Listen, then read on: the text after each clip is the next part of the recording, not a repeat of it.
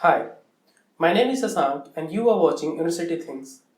In this part of video, we'll talk how we can find the factorial of any value or any number using recursion.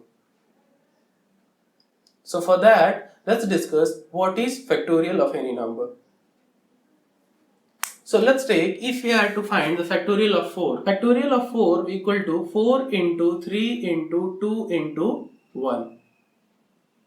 And if we'll find the factorial of 5, then factorial of 5 will be equal to 5 into 4 into 3 into 2 into 1. In my last video, I have discussed that what is recursion. So recursion is something when a method is being called inside its body. Like we have some method and this sum method is being called inside itself. This is called recursion. And there should be some conditions on which the function will terminate. So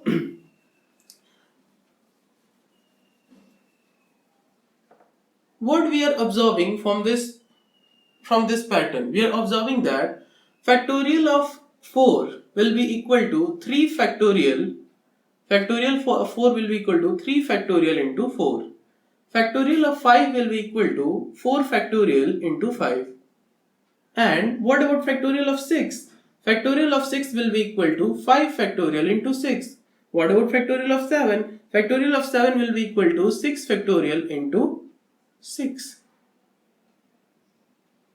So, what we are observing? We are observing that to find n factorial, we must need fact n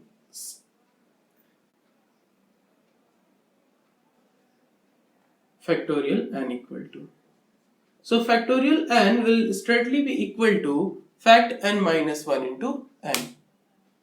Right? Because factorial 5 will be equal to fact 5 minus 1, 4 factorial into 5. Factorial 4 will be equal to 3 factorial into 4. So we can find it like that. So let's write a function, recursive function, so that the function will return the factorial of any given number. Okay.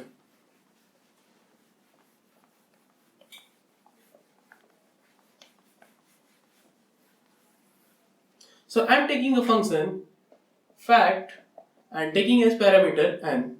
So int fact int n. Okay, if n is less than or equal to 1. So for 0 factorial it's equal to 1 and for 1 factorial it's gonna be equal to 1. So return 1. Okay, else return fact n minus 1 star n.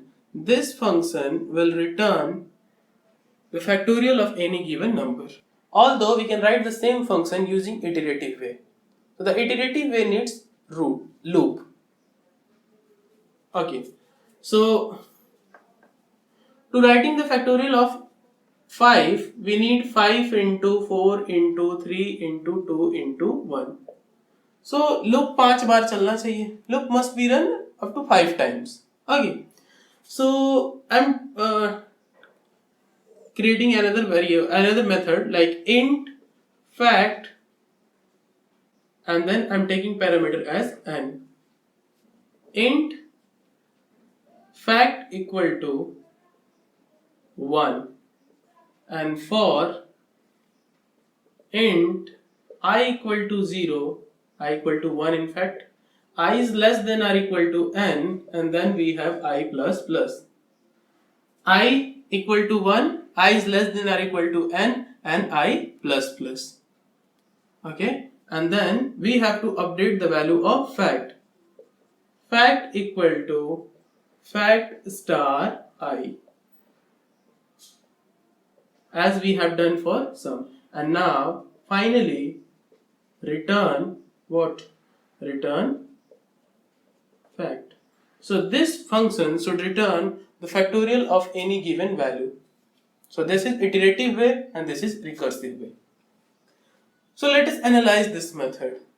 Okay, so I am calling fact, let's say for 5.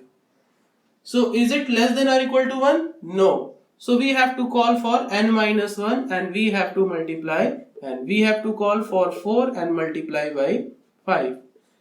And now fact 4, is it less than or equal to 1? No. Then again return fact 3 star 4.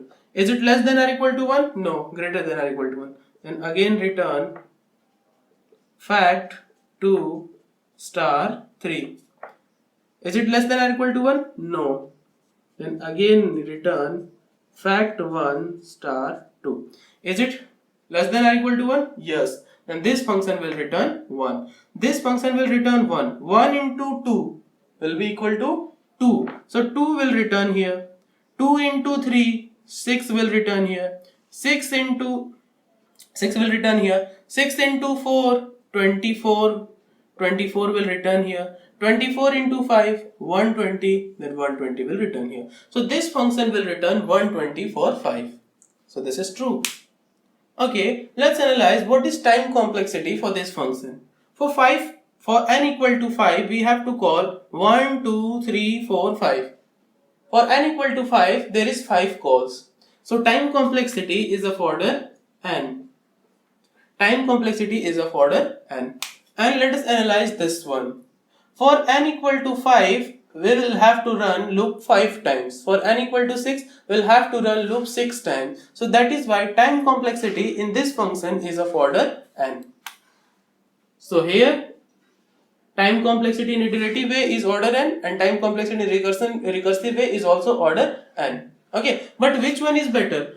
As I will suggest, this iterative way is better than recursive way, because recursive way takes more space. Each time the function will call, it takes space for every variables what are there in the method. Okay, so this is why recursive way needs space complexity of order n, although iterative way needs space complexity of constant order, and this is why this iterative way is better than recursive way. So that's all for this video. We'll see you in the next one, and if you like the video, then please subscribe to my channel. Thanks for watching.